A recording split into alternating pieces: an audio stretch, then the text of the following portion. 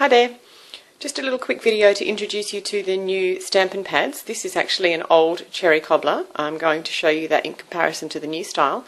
Many of you would be aware that the previous style of ink pads retired with the last catalogue. The colours are all the same, it's just the style of the ink pad that is different, so I'm going to show you the differences today. When you get the ink pads, you can get them in a pack of 10, so you can get all the colours in one go. It costs you significantly less. $79.95 gets you 10 ink pads, or if you get them individually, they're $9.95 each, which is still cheaper than they were in the last catalogue, but obviously $7.99 each is a big saving if you get the 10 at once. So you can get all those. These are a set of regals, not that you can tell from looking at them like that, but I'm just going to take out the cherry cobbler one and show you how that differs from the old style. So here we have new cherry cobbler and my previous cherry cobbler. You can see that straight away the cover's a bit different. You've got a sticker on the front of this one as opposed to the colour previously printed straight onto the ink pad. This one's also a little bit dirtier, but that's because it's been loved, so that's okay. With the previous style of ink pad, I watercolour with this one, as you can see. It's just with the woven, not that you can really see it like that, woven base or pad. These ones here are more of a foam pad. So if we have them next to each other, you can see the difference there. It's quite a significantly different surface, so great for stamping. Inks up really well and stamps really nicely. Other than that, the style of ink pad's the same, opens and closes in exactly the same way.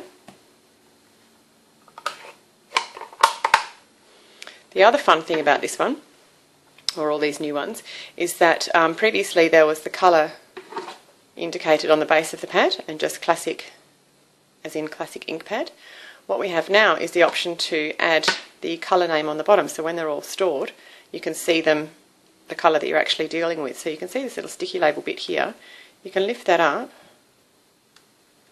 You can lift that up. Oh, and the whole lot comes off. So then you've just got your base underneath as before. And then on here, we've actually got, well, you've got a choice of 4 languages, so you can choose the one that you're most familiar with. I'm going to go for English. That just peels off.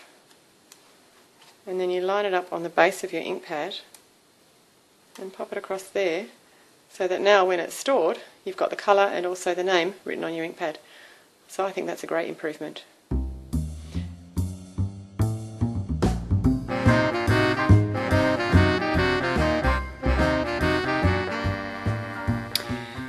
A fair question. How do they stamp? Well, they stamp very well, thank you for asking. Let me just show you how well they stamp. Here I've got one of the small bauble images from the Ornament Keepsakes set, which is in our current holiday catalogue. I was about to say mini, it's no longer a mini catalogue. So opening our ink pad in the same way as previously, and then just a couple of taps on there. You only really need to press very lightly and you can see how well that's inked up. A couple of taps as opposed to the smushing and squishing that we used to have to do. Hold it there for a second as you would normally, allow the colour to soak into the cardstock, and then you have a really nice solid stamped impression with minimum of fuss. They do take possibly a couple of seconds more to dry. I haven't found in my experience that they get smeary or smudgy at all. They are a lot juicier in terms of how much ink you actually get off the pad, which is indicated by the fact that you only need to tap it lightly to ink up the stamp in the first place. So there you have it, new ink pads. Same style that we love, but fantastic new stamping ability. So test them out.